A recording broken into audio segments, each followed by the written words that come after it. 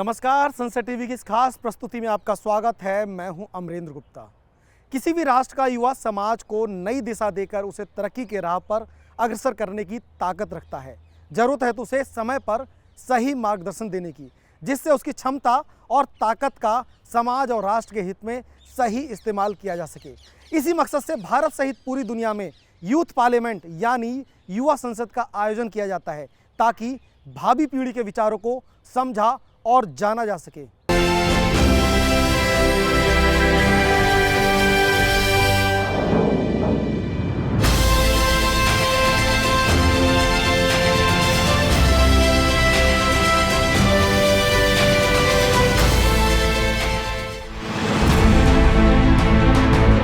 आजादी के अमृत महोत्सव काल में केंद्र सरकार के संसदीय कार्य मंत्रालय ने युवा संसद कार्यक्रम का आयोजन किया। संसद की गरिमाई व्यवस्था को जन जन और खासकर युवाओं तक पहुंचाने में युवा संसद कार्यक्रम की भूमिका अहम रही है। इस कार्यक्रम के जरिए एक आसान तरीके से युवाओं को संसदीय प्रक्रियाओं को समझाया जाता है। युवा संसद के विचार की उत्पत्ति सबसे पहले 1962 में मुंबई में हुए चौथे अखिल भारतीय सचेतक सम्मेलन के दौरान हुई। लक्ष्य था संस्थाओं के माध्यम से मॉक पार्लियामेंट का आयोजन, जो कि समय के साथ साथ युवा संसद के नाम से परिवर्तित हुआ। 1965 में संसदीय कार्य मंत्रालय ने दिल्ली के उच्चतर माध्यमिक विद्यालयों में युवा संसद प्रतियोगिता की योजना तैयार की और इस तरह पहली युवा संसद साल 1966-67 में आयोजित हुई। जैसा कि हम सभी जानते हैं, भारत एक लोकतांत्रिक देश है और हमारे लोकतंत्र की जड़ें बहुत गहरी हैं। लोकतंत्र की इस परंपरा का एक प्रमुख स्तंभ संसद है, जहां जनता के चुने प्रतिनिधि देश के लिए कानून बनाते हैं। युवा संसद के तहत संसद की कार्यवाही, उन्हें आयोजित करने की प्रक्रिया, नीतियां और कानून बनाने में लॉ मेकर्स की भूमिका जैसे पहलुओं को दर्शाया जाता है। युवा संसद कार्यक्रम में विधेयकों पर वास्तविक सदन के सदस्य चर्चा कैसे करते हैं, क्षेत्र के विकास सहित कई अहम मुद्दों पर संसद के विशेष पहर जैसे प्रश्नकाल, शून्यकाल और स्पेशल मेंशन में सांसद अपनी बात कैसे रखते हैं जैसे अहम विषयों के बारे में जानकारी दी जाती है। अगर युवा संसद के उद्देश्यों की बात करें तो सरल तरीके से विद्यार्थियों को संसद की कार्यवाही बताना, विद्यार्थियों का सार्वजनिक विषयों पर अध्ययन करवाना और उन्हें एक राय बनाने के लिए प्रोत्साहित करना, वाद विवाद के बाद निर्णय लेने की क्षमता विकसित करना, विद्यार्थियों को सामूहिक विचार विमर्श में प्रशिक्षण देना, युवाओं में दूसरों के विचारों के प्रति सम्मान और सहिष्णुता का विकास करना, विद्यार्थियों को सामूहिक व्यवहार में प्रशिक्षण देना, विद्यार्थियों को देश के सामने आई समस्याओं से अवगत कराना, छात्रों में लीडरशिप यानी नेतृत्व का विकास करना, छात्रों में जनसाधारण की समस्याओं के प्रति संवेदनशीलता का विकास करना आदि हैं। संसदीय कार्य मंत्रालय पिछले 26 वर्षों से जवाहर नवोदय विद्यालयों में युवा संसद प्रतियोगिताएं आयोजित करता रहा है। इस साल भी जवाहर नवोदय विद्यालय ने पूरे भारत के 8 क्षेत्रों के 80 विद्यालयों के बीच राष्ट्रीय युवा संसद प्रतियोगिता आयोजित की, जिसका कि पुरस्कार वितरण समारोह संसद भवन परिसर के बाल योगी सभागार में आयोजित किया गया। जवाहर नवोदय विद्यालय की 24वीं राष्ट्रीय युवा संसद प्रतियोगिता के पुरस्कार वितरण समारोह में संसदीय कार्य मंत्रालय और संस्कृति मंत्रालय में राज्य मंत्री अर्जुन राम मेघवाल उपस्थित रहे। राष्ट्रीय स्तर पर आयोजित युवा संसद प्रतियोगिता में पश्चिम बंगाल के नादिया के जवाहर नवोदय विद्यालय के छात्रों ने पहला पुरस्कार प्राप्त किया। पुरस्कार वितरण समारोह से पहले केंद्रीय मंत्री अर्जुन राम मेघवाल सहित जवाहर नवोदय विद्यालय के अधिकारियों और छात्र छात्राओं की उपस्थिति में विजेता टीम ने युवा संसद की बैठक का पुनः प्रदर्शन किया। युवा संसद के प्रदर्शन के दौरान विजेता टीम ने उपस्थित लोगों का पूरी तरह से अपनी ओर ध्यान आकर्षित किया। माननीय अध्यक्ष महोदय,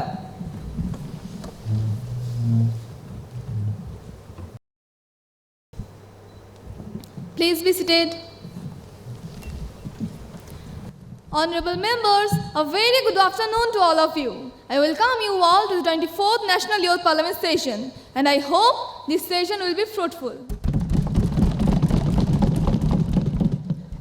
New members to take oath or affirmation. Secretary General, please. Yes, Madam. Mr. Aryan, who stands elected from the Jagdishpur constituency of Uttarakhand, of Bihar will now take the oath or affirmation. Mr. Aryan, please.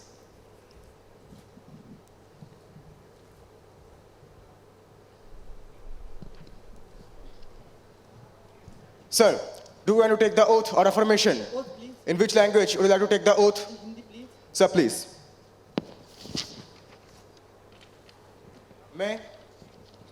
मैं आर्यन झा जो युवा सांसद का सदस्य निर्वाचित हुआ हूँ, ईश्वर की शपथ लेता हूँ कि मैं विधि द्वारा स्थापित भारत के संविधान के प्रति श्रद्धा रखूंगा, देश की प्रभुसत्ता और एकता को बनाए रखूंगा तथा जिस पद को मैं ग्रहण करने वाला हूँ उनके कर्तव्यों का श्रद्धापूर्वक निर्वहन करूंगा। धन्यवाद।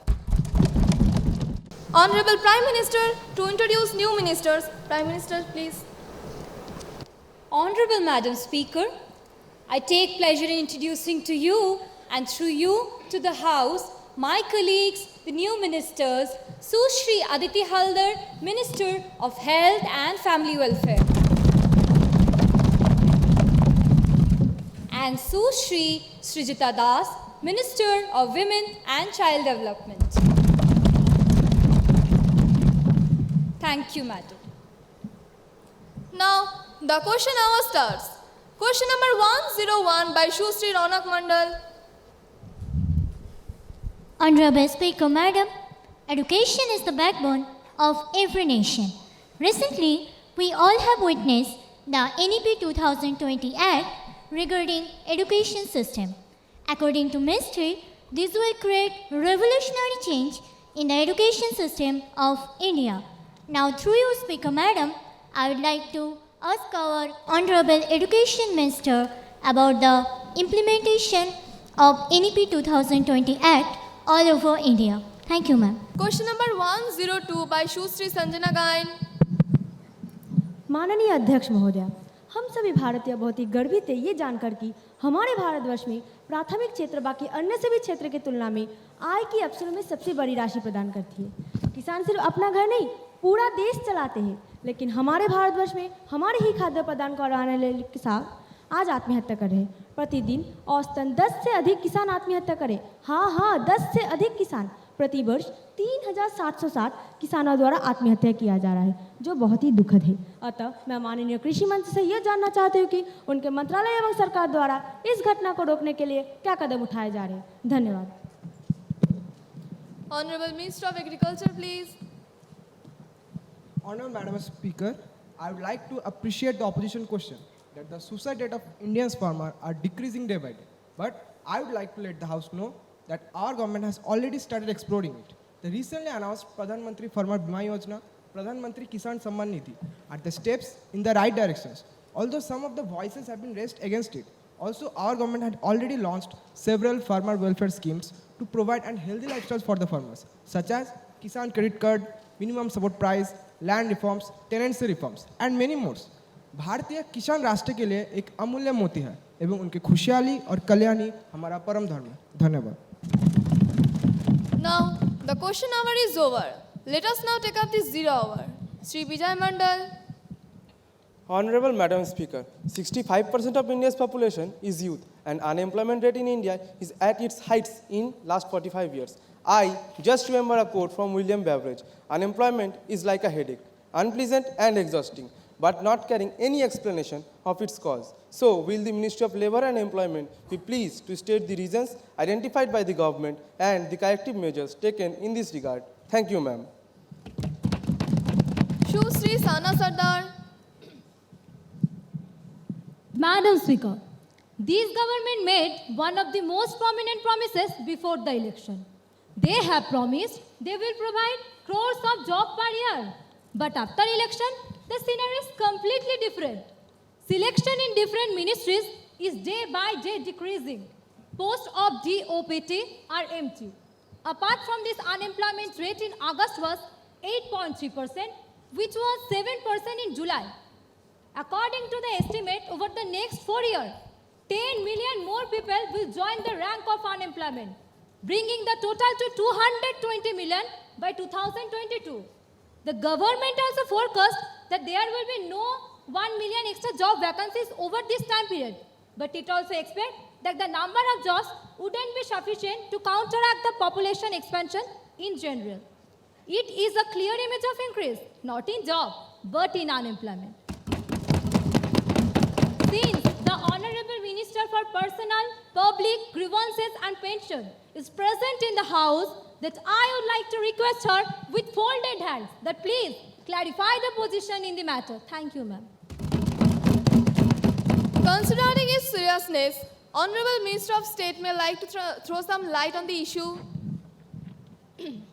Honorable Madam Speaker, I appreciate the vigilance of the opposition regarding unemployment and related problems coming up in the economy. But ma'am, I would like to appeal to you and throw you to the House that the government has already taken various measures to counter the problems which have been put up by the opposition.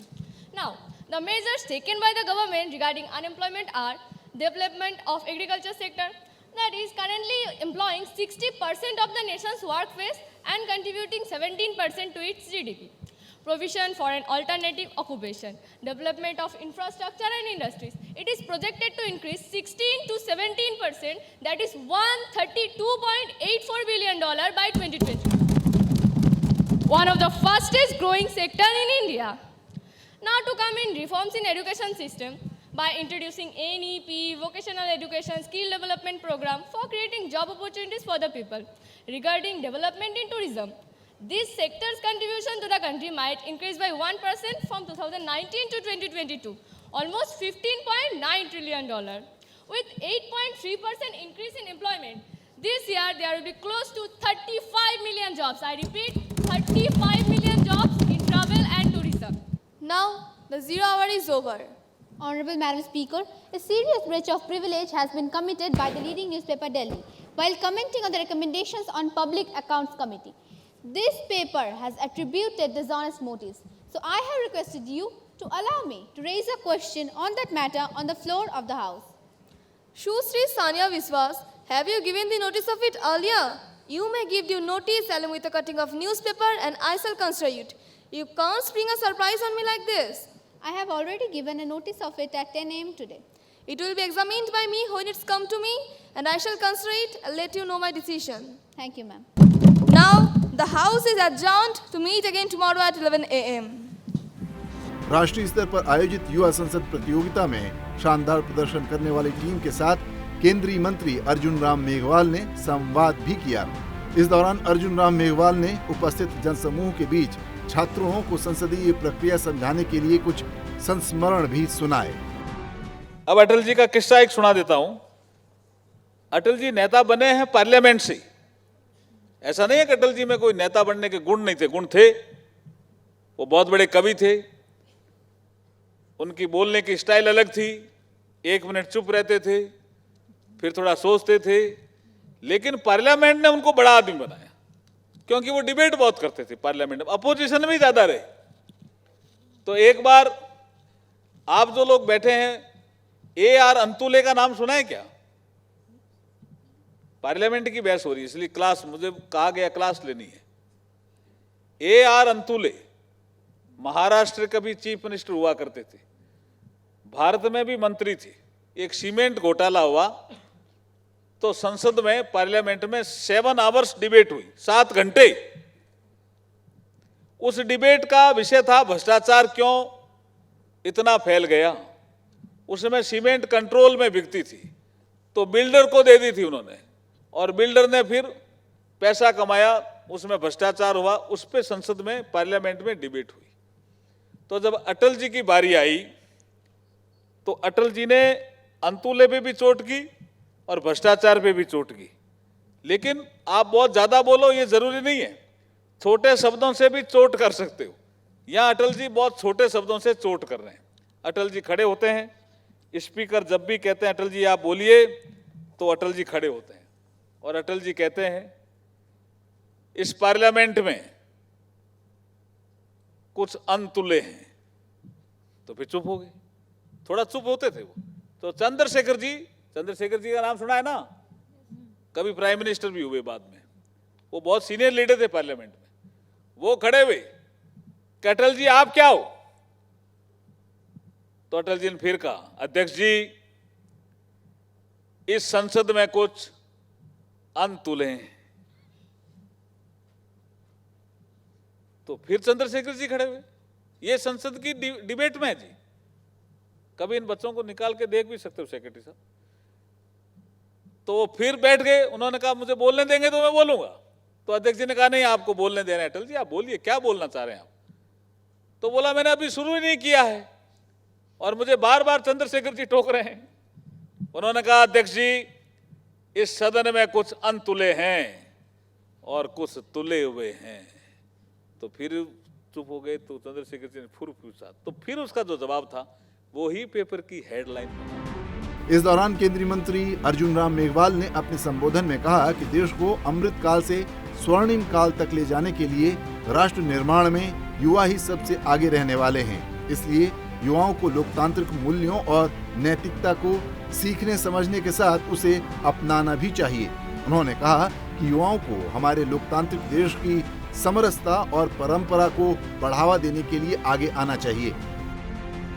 संसद TV के साथ बातचीत के दौरान केंद्रीय मंत्री अर्जुन राम मेघवाल ने कहा कि युवा ही देश का वर्तमान है और इस देश का भविष्य भी युवा ही है। उन्होंने जवाहर नवोदय विद्यालय द्वारा आयोजित किए जा रहे युवा संसद कार्यक्रम की सराहना करते हुए प्रधानमंत्री नरेंद्र मोदी के बताए पंच प्राण का भी जिक्र किया। अर्जुन राम मेघवाल ने कहा कि वैश्विक स्तर पर लोकतंत्र की जननी भारत में प्राचीन काल से ही लोकतांत्रिक मूल्य, सिद्धांत और संस्थाएं विद्यमान रही हैं, जो समय की जरूरतों के अनुसार आज और भी अधिक विकसित हुई हैं। हमारे साथ केंद्रीय मंत्री अर्जुन राम मेघवाल साहब हैं, जो इस समय युवा जो संसद प्रतियोगिता थी उसके समापन में बच्चों के बीच में थे। सर कितना बड़ा इनिशिएटिव बच्चों के बीच में युवा संसद को लेके, समझ को लेके? देखिए ये पार्लियामेंट अफेयर्स मंत्रालय का एक बड़ा अच्छा इनिशिएटिव है और आज का जो कार्यक्रम हुआ अभी बाल योगी ऑडिटोरियम में, ये 24वां ऐसे युवा संसद का एक कंपटीशन था जिसमें जवाहर नवोदय विद्यालय के जो नाडिया डिस्ट्रिक्ट है, नदिया बंगाल का, ये 24 परगना के साउथ 24 परगना के पास ही है, वहाँ के बच्चों ने फर्स्ट प्राइज जीता। ये अपना आप में जब वो शील्ड ले रहे थे तो उनकी जो चेहरे पे मुस्कान थी उससे भी मैं समझ रहा था कि इस पुरस्कार को कितना महत्वपूर्ण दर्जा वो दे रहे थे। और साथ में जो उनका मेंटर था उसको भी बुला करके कह रहे थे कि ये पुरस्कार जीतने में हमारे इस टीचर का बड़ा योगदान है, वो हमारे मेंटर हैं। और 8 अलग अलग रीजन से भी जवाहर नवोदय विद्यालय के स्टूडेंट आए थे, उनको भी अवार्ड दिया। मुझे लगता है कि बहुत अच्छा इनिशिएटिव है। इससे बच्चों में पार्लियामेंट के प्रति रुचि बढ़ती है, डेमोक्रेसी के प्रति भी एक भावना पल्लवित और पुष्पित होती है और लीडरशिप क्वालिटी भी विकसित होती है। उनको लगता है कि किस तरह के क्वेश्चन पूछे जाते हैं, किस तरह के जवाब सरकार द्वारा दिए जाते हैं, उसकी तैयारी करके आना, सब्जेक्ट पे मास्टरी होना। और कुछ तो बच्चे मैं देख रहा था बिना पढ़े हुए बोल रहे थे, इसका मतलब कब से वो तैयारी कर रहे होंगे, तो ये एक अच्छी बात है। सर जिस तरह से लोकसभा अध्यक्ष ओम बिरला जी ने लगातार पार्लियामेंट में इस तरह के फंक्शंस को ऑर्गेनाइज किया और संसदीय कार्य मंत्री की एक पहल रही है, ये कितना बड़ा इनिशिएटिव हो सकता है देश में जो लोकतांत्रिक परंपराओं को बच्चों के बीच में ले जाने को, उनकी समझ को विकसित करने में? देखिए इंडिया को, भारत को विशेषकर से मदर ऑफ डेमोक्रेसी कहा जाता है। G20 की प्रेसिडेंसी भी भारत को इसमें मिली हुई है। तो मदर ऑफ डेमोक्रेसी और डेमोक्रेटिक वैल्यू पे ये G20 के देश भी मिलने वाले हैं। 2023 का ये साल, और मुझे लगता है कि ये फंक्शन ये अपना आप में महत्वपूर्ण संयोग भी है और मदर ऑफ डेमोक्रेसी वाला जो प्रिंसिपल है वो तेजी से आगे बढ़ेगा। संसदीय कार्य मंत्रालय के सचिव जी श्रीनिवास ने भी विद्यार्थियों से संसदीय कार्यवाही की प्रक्रिया और कामकाज को समझने के साथ उसे लोकप्रिय बनाने का आह्वान किया। This is the most important thing because in democracy the people elect the leaders to be in parliament, and parliament main function is it shapes the future of the country by legislative policies, and also it oversees the functioning of the government, the ministries, and also the most important urgent matters of the country are discussed in the parliament. So it is important that you people should understand the functioning of the parliament, and hopefully what we expect is the more number of people should participate in the decision making process.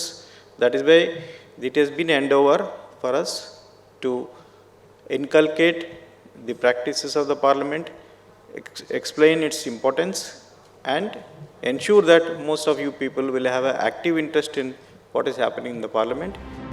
संसदीय कार्य मंत्रालय के अपर सचिव doctor Satya Prakash ने राष्ट्रीय युवा संसद प्रतियोगिताओं के बारे में बताते हुए कहा कि आज स्कूलों से लेकर विश्वविद्यालयों में इस तरह के कार्यक्रम हो रहे हैं और भविष्य में सरकार इसे गांव से लेकर ब्लॉक स्तर तक पहुंचाने के लिए लगातार कार्य कर रही है। मैं ये मानता हूँ अगर ऐसे इनिशिएटिव्स और भी फील्ड्स में लिए जाएं जहाँ पे हम रूरल बैकग्राउंड के बच्चों को ज़्यादा से ज़्यादा इन्वॉल्व कर सकें, तो मुझे लगता है कि यही रियल डेवलपमेंट है। और जो अब हम मानते हैं हम 2047 में भारत एक विकसित देश होगा, तो विकसित देश होने के लिए भारत के जो हमारे युवा हैं उनका ऑल राउंड डेवलपमेंट की ज़रूरत है और उसमें JNVs का बहुत अच्छा पार्ट है। तो मैं सोचता हूँ कि ये हमारे लिए बहुत अच्छा है और हम आज काफ़ी प्राउड फील कर रहे हैं। हमें ये 4 साल के बाद हम ये कर पाए हैं। आप सभी जानते हैं ये जो कोविड के कारण से हम ये प्रोग्राम्स नहीं कर पाए थे, अदरवाइज़ हम हर साल ये करते हैं। इन बिटवीन हमने बच्चों को प्रोत्साहित किया कि वो डिजिटली थ्रू वीडियो कॉन्फ्रेंसिंग ये अपने यूथ पार्लियामेंट्स करें और उन्होंने किया भी स्पेशली, और हमने उनको सर्टिफिकेट्स भी डिजिटली दिलवाए। ऐसा नहीं था कि हमने इस प्रोग्राम को बंद कर दिया था। तो ये मैं मानता हूँ कि बहुत अच्छा इनिशिएटिव है और इससे हमें हमारे बच्चों तक ये पार्लियामेंट्री वैल्यूज़ हमें इनकलकेट करने का मौका मिल रहा है। भारत में लंबे समय से युवा संसद का आयोजन किया जाता रहा है। इसके जरिए युवाओं को देश दुनिया के सामने अपने विचार रखने का मंच मिलता है। प्रधानमंत्री नरेंद्र मोदी का मानना है कि देश के लोकतंत्र की मजबूती के लिए युवाओं का राजनीति में आना बेहद जरूरी है और जवाहर नवोदय विद्यालय के राष्ट्रीय युवा संसद प्रतियोगिता के आयोजन का मकसद भी लोकतंत्र की मजबूती करना ही है। नवोदय विद्यालय समिति के आयुक्त विनायक गर्ग ने कहा कि बच्चों के बहुमुखी विकास के लिए इस प्रकार के कार्यक्रम जरूरी हैं। युवा संसद कार्यक्रम का उद्देश्य बताते हुए उन्होंने कहा कि इस तरह की प्रतियोगिताओं से बच्चे विद्यार्थी जीवन से ही राजनीति में आने को प्रेरित होंगे। Having such a kind of the big platforms, this will definitely help improving the self-belief and the confidence of the children, and their exposure to the parliament systems will be very, very beneficial, and it will definitely improve their understandings towards the parliaments, their debates, and all the different public issues which are the important issues of the national issues. What is the debates, they will read about the parliamentary debates and the procedures. So it will definitely improve our democratic systems and inculcating the constitutional values. समारोह में उपस्थित सभी लोगों को केंद्रीय मंत्री अर्जुन राम मेघवाल ने स्वच्छता की शपथ भी दिलाई। मैं गांव-गांव और गली-गली स्वच्छ भारत मिशन का प्रचार करूंगा। मैं आज जो शपथ ले रहा हूं वे अन्य 100 व्यक्तियों से भी करवाऊंगा। स्वच्छता की शपथ दिलाने के बाद केंद्रीय संसदीय कार्य एवं संस्कृति राज्य मंत्री अर्जुन राम मेघवाल ने प्रतियोगिता में शानदार प्रदर्शन के लिए विद्यालयों की विजेता टीमों को पुरस्कार वितरित किए। राष्ट्रीय स्तर पर आयोजित इस प्रतियोगिता में पश्चिम बंगाल के नादिया के जवाहर नवोदय विद्यालय की टीम को पहला स्थान हासिल करने पर ट्रॉफी प्रदान की गई। इसके अलावा 7 क्षेत्रीय विद्यालयों की विजेता टीमों को भी सम्मानित किया गया। राष्ट्रीय युवा संसद प्रतियोगिता की विजेता टीम ने कहा कि इस प्रतियोगिता की वजह से वो न सिर्फ संसदीय कार्य प्रणाली को ठीक से समझ पा रहे हैं, बल्कि उनमें आज आत्मविश्वास, नेतृत्व का गुण और भाषण देने की प्रभावी कला विकसित हुई है। हम लोग राष्ट्रीय विजेता हैं, तो मैंने इसमें प्रधानमंत्री का किरदार निभाया था और जितना मैं अपना दे पाई हूँ इस प्रतियोगिता को करते करते मैंने जब प्रधानमंत्री का किरदार निभाया, मुझे समझ में आया कि प्रधानमंत्री की क्या भूमिकाएं होती है एक लोकतंत्र में। और मैं अप्रिशिएट करना सीखी हूँ कि राजनीति को, जैसे लोग राजनीति के पीछे नहीं जाते, लेकिन मैं चाहूँगी कि जब मैं बड़ी हूँ तो अगर मुझे नेतृत्व का अवसर मिले तो मैं करना चाहूँगी, क्योंकि राजनीति में युवा को जाना चाहिए ताकि देश आगे बढ़ सके। ये जो जगह है ना, ये जगह से देश चलता है। और देश चलाने वाले को जो दायित्व होता है वो दायित्व यूथ्स में आना चाहिए। और आज हम लोग का 17 साल की उम्र में हम लोग आज इस जगह पे आ सके, तो हम लोग वादा करते हैं कि बाद में भी आएंगे और उस समय ऐसे ही नहीं, कुछ ऐसे करके दिखाएंगे, देश का सेवा का मौका मिले उस समय। पार्लियामेंट में सिर्फ प्रेजेंट ही नहीं, ऑपोजिशन का भी एक बहुत महत्वपूर्ण रोल होता है हमारा देश चलाने के लिए। प्रश्न करना भी एक बड़ी बात है, तो यही मैंने सीखा और इससे उत्प्रेरित हुई। और मैं चाहती हूँ अभी इस यूथ पार्लियामेंट्री सेशन के बाद मेरे दिल में भी ख्याल आया कि शायद मैं बाद में कभी राजनीति में पदार्पण कर सकती हूँ। I feel that this initiative taken by the government is very good because the children, they learn the proceedings of the parliament. It brings about confidence in the students, and not only is the confidence, but the children, they learn how to respect each other. युवा संसद कार्यक्रम में सहभागिता कर रहे छात्र छात्राओं का जोश देखते ही बनता है। ऐसे में जिन विद्यार्थियों ने इस कार्यक्रम में हिस्सा लिया वो अगली बार और अच्छा करने के लिए प्रेरित हुए, और जो इस बार इस कार्यक्रम का हिस्सा नहीं बन पाए वो भी भविष्य में होने वाले कार्यक्रमों में शामिल होने के लिए प्रेरित हुए। I got to know about the proceedings of the parliament and the role of government in the parliament, how our government functions. By this experience, I will know how does the government work, how does it function. Now I am here in the competition, which is really a good opportunity for all the people here. I also hope that next time we also get the prize here and we keep on having such competitions in the future. शुरू से ही बहुत छोटी class से हमने democracy के बारे में पढ़ा है। Democracy of the people, by the people, for the people होती है। पर आज ये युवा सांसद का कार्यक्रम देख के मुझे ट्रूली फील हुआ है कि हाँ, डेमोक्रेसी सच में बाय द पीपल होती है। The rule of our country is in our hands and we are so much privileged to be a part of such a country that is giving opportunities to the youth to understand the role of parliament. Navodaya Vidyalaya सहित विभिन्न विद्यालयों के शिक्षकों का मानना है कि लोकतंत्र की जड़ों को मजबूत करने और विभिन्न संसदीय परंपराओं से युवाओं को प्रत्यक्ष रूप से जोड़ने के लिए युवा संसद का आयोजन एक सार्थक आयोजन माना जा सकता है। I really appreciate the efforts of the Ministry of Parliamentary Affairs, who have actually carried on with this tradition of encouraging the children to come aware about the democratic principles. When children participate in the youth parliament, they feel so proud. The students will be more confident about their topic, about their opinions in the front of the audience. I personally thank and appreciate Ministry of the Parliamentary Affairs and the Government of India. बहरहाल ये कहना गलत नहीं होगा कि नेताओं की जरूरत हर एक क्षेत्र में होती है।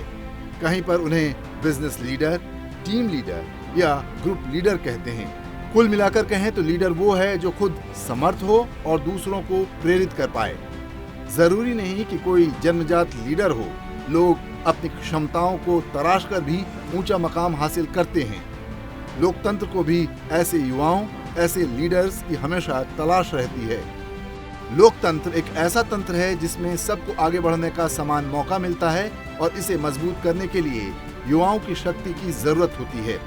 युवा संसद इस शक्ति को सही दिशा देती है, मार्गदर्शन देती है।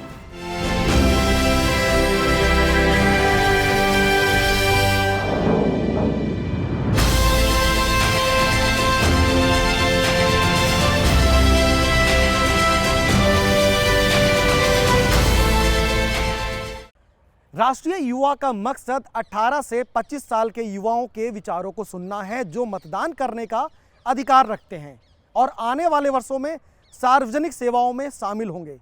इस तरह के कार्यक्रम का मकसद युवाओं को जनता के मुद्दे से जुड़ने के लिए प्रोत्साहित करना, आम आदमी की बात समझना, अपनी राय बनाना और उसे स्पष्ट तरीके से व्यक्त करने में सक्षम बनाना है।